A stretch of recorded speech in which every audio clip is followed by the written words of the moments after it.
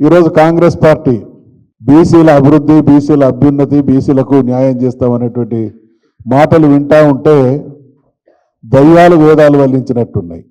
దేశానికి స్వాతంత్రం వచ్చినప్పటి నుండి ఈ దేశాన్ని సుదీర్ఘకాలం పాలించినటువంటి పార్టీ కాంగ్రెస్ పార్టీ.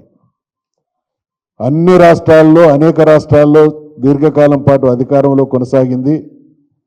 దేశంలో కూడా సుదీర్ఘకాలం కొనసాగింది.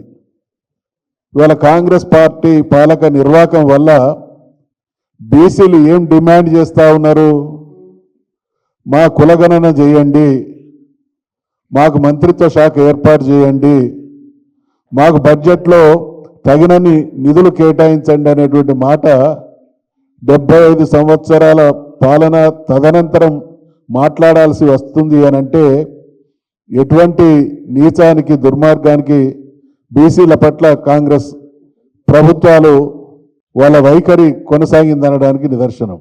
రాహుల్ గాంధీ గారు ఈ మధ్యకాలంలో బీసీలకు జరిగినటువంటి అనర్థాలన్నిటికీ నేను క్షమాపణ కోరుతా ఉన్నా అన్నారు. అయ్యా రాహుల్ గాంధీ గారు, ఈ నిమిషానికి ఈ దేశంలో 3 రాష్ట్రాలలో మీ పార్టీ అధికారంలో ఉన్నది.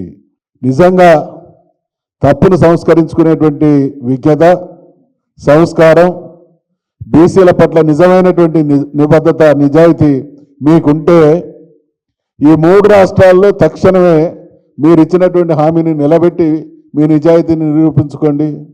ఈరోజు దేశంలో కాంగ్రెస్ పార్టీ తిరుగులేని మెజార్టీతో దేశాన్ని పాలించినటువంటి పార్టీ ఇతర పార్టీల దయాదాక్షిణ్యాలతో కొన్ని రాష్ట్రాల్లో తన మనుగడను కాపాడుకుంటున్నటువంటి దుస్థితిని చూస్తూ ఉన్నాం. దీన్ని ఓవర్కమ్ కావాలి, మళ్ళీ పార్టీ పెరగాలి అని అంటే బీసీలకు మాయమాటలు చెప్పి అధికారంలోకి రావాలనేటువంటి యావే తప్ప నిజాయితీగా బీసీల పట్ల చిత్తశుద్ధి ఉంటే ఈరోజు ఇటువంటి బీసీల ఆవేదనలు వినపడేటివి కాదు. అందుకనే బీఆర్ఎస్ పార్టీ అగ్రనాయకత్వం బీసీల విషయంలో మా వైఖరి స్పష్టం కాబట్టి మమ్మల్ని అందరినీ కూర్చొని జరుగుతున్నటువంటి పరిణామాలను చర్చించి నిర్ణయాలు తీసుకోండి అనేటువంటి సూచన చేసిన ధర్మిల అనేక విషయాలు మాట్లాడడం, వాటి సారాంశాన్ని సోదరులు శ్రీనివాస్ యాదవ్ గారు వివరించడం జరిగింది. ఖచ్చితంగా బీసీలకు న్యాయం జరిగేంత వరకు, బీసీలకు ద్రోహం చేసి ఓట్లు వేసుకొని మళ్ళీ మభ్యపెట్టేటువంటి ప్రయత్నం చేస్తున్న